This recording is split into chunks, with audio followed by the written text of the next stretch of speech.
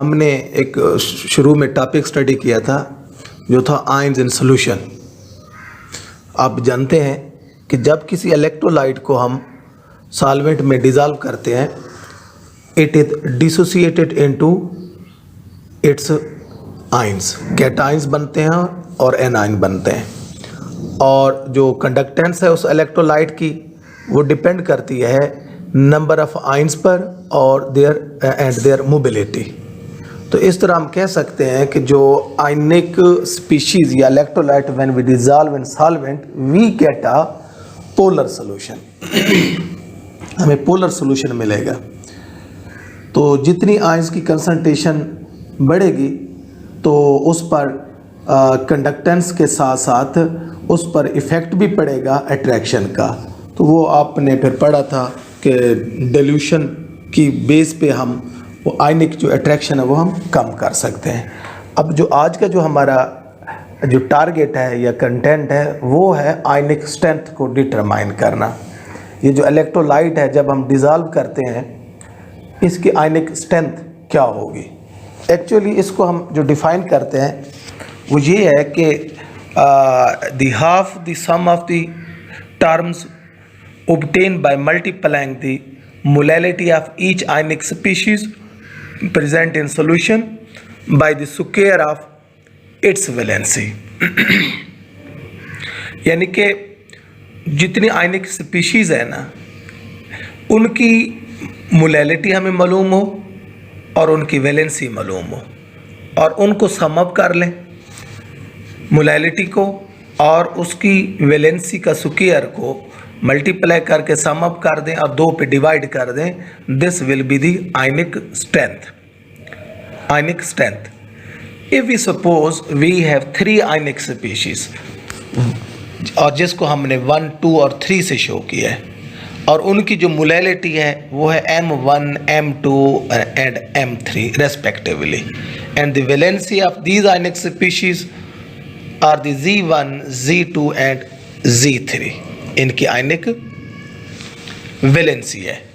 तो आयनिक जो स्ट्रेंथ है इनकी कैन बी रिटन एज, इसको हम शो करते हैं म्यू से। म्यू इज इक्वल टू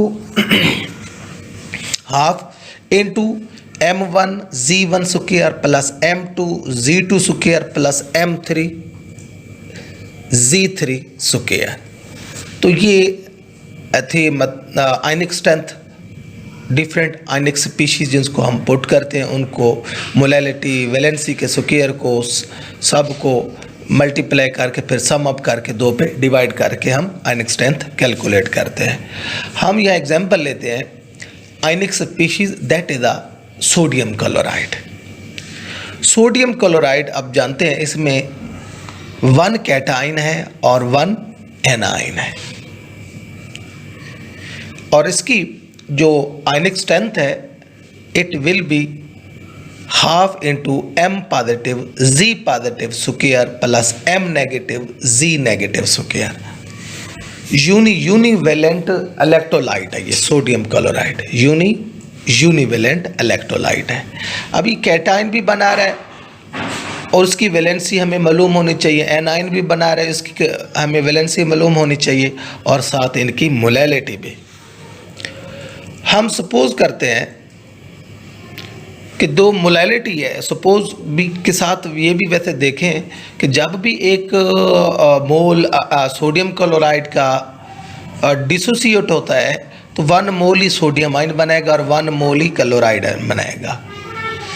तो और ये भी जानते हैं कि सोडियम पर जो चार्ज है वैलेंसी उसकी 1 है जिसको हम पॉजिटिव 1 कहते हैं और जो सोडियम क्लोराइड है उसकी वैलेंसी नेगेटिव 1 है। कैटायन की मोलैलिटी को हमने M पॉजिटिव शो कर दिया और एनायन की मोलैलिटी को नेगेटिव। तो अब अंडरस्टूड बात है कि दोनों मोलैलिटी सेम है और इन्हीं को हम सपोज करते हैं कि M positive is equal to M negative is equal to M। तो यहाँ हम M पुट कर देंगे और उनकी वैलेंसी 1 1 है, 1 का स्क्वायर 1 आएगा। तो ओवरऑल जो है इनकी जो आयनिक स्ट्रेंथ होगी will be equal to molality. It mean if electrolyte is univalent like sodium chloride, potassium bromide, potassium chloride, ammonium chloride, etc. The ionic strength of such type of electrolyte will be equal to molality. अब यहाँ इसमें आप इस तरह calculation भी कर सकते हैं कि यहाँ एक एग्जांपल कोट की गई है कि calculate ionic strength of 0.1 molar solution of sodium chloride. तो इसमें फार्मूले के मुताबिक जो सोडियम की मोलैलिटी है वो 0.1 है और क्लोराइड की भी 0.1, सोडियम की जो वैलेंसी है 1 है और क्लोराइड की 1 है, तो उनका आप स्क्वायर लें और इनको मल्टीप्लाई करें, सम अप करें, डिवाइड करें और इसका जो रिज़ल्ट आएगा वो that will be equal to 0.1. This was about all about the ionic strength of an electrolyte. तो इसी तरह अगर आप इलेक्ट्रोलाइट चेंज करते जाएंगे, यूनिवेलेंट की जगह कोई और ले लेते हैं, जिस तरह कैल्शियम क्लोराइड ले लें, तो वहाँ जो मोल चेंज होते जाएंगे तो उसके लिए आप कैलकुलेशन भी आपकी वेरी होंगी और आयनिक स्ट्रेंथ की वैल्यू डिफरेंट आएगी। और इसी के साथ है कंडक्टेंस मेजरमेंट। आप जानते हैं कि हम जब भी स्टडी करते हैं कंडक्टेंस मेजरमेंट में तो हम सॉल्यूशन या तो मोलर सॉल्यूशन बनाते हैं या फिर उसका ग्राम इक्विवेलेंट यूज़ करके नॉर्मल सॉल्यूशन बनाते हैं। तो अगर मोलर सॉल्यूशन बनाते हैं उसकी कंडक्टेंस मोलर कंडक्टेंस कहलाएगी, और अगर हम उसका नॉर्मल सॉल्यूशन लेते हैं तो उसकी जो कंडक्टेंस होगी वो इक्विवेलेंट कंडक्टेंस कहलाएगी। फॉर एग्जांपल अगर हम सोडियम कार्बोनेट लेते हैं, इसका 106 मैस यूज़ करते हैं तो मोलर कंडक्टेंस होगी, और अगर इसका इक्विवेलेंट वेट 53 यूज़ करते हैं तो that will be the equivalent conductance. Molar conductance हो या इक्विवेलेंट कंडक्टेंस मालूम करने के लिए हमारे पास एक सिंपल सेल है जिसका एरिया हमें मालूम है और जिसकी लेंथ मालूम है, और उस मोलर सॉल्यूशन को या जो हमारे पास नॉर्मल सॉल्यूशन है उसको इस सेल के अंदर प्लेस कर देते हैं और हम कैलकुलेट करते हैं इसकी resistance. You know about the relationship between conductance and resistance, this inverse relation. तो कंडक्टेंस को हम L से शो करते हैं और रेजिस्टेंस को R से, तो L is equal to 1/R। अब जानते हैं कि जो सॉल्यूशन की जो रेजिस्टेंस है it depend upon length and area. Resistance is proportional to length of the solution and inversely proportional to area of the solution. तो यह हम दोनों को पुट कर सकते हैं कि resistance is proportional to L/A। Proportionality sign को अगर रिमूव करें we can put here rho that is called resistivity. It mean resistance is equal to resistivity multiply length divided by area of the cell. If we suppose length of this cell is 1 and area is 1 meter square, तो then resistance will be equal to resistivity, या हम क्या इसको कहते हैं specific resistance भी कहते हैं। तो इसी तरह स्पेसिफिक रेजिस्टेंस है तो स्पेसिफिक कंडक्टेंस भी होती है, तो जो कि स्पेसिफिक रेजिस्टेंस का रेसिप्रोकल है। तो specific conductance that is denoted by K, this is equal to 1/ρ। और ये भी अब जानते हैं, या हम ये भी कह सकते हैं ρ इज इक्वल टू 1/K। और आप यहाँ वैल्यू पुट करें और जो put in 4 equation, the result resistance will be equal to 1/KL/A। या आप K को स्पेसिफिक कंडक्टेंस को ऊपर लें तो this will be equal to 1/R L/A। 1/R जो ये कंडक्टेंस है, तो कंडक्टिविटी या specific conductivity is equal to conductance multiply length of the solution and area of the solution.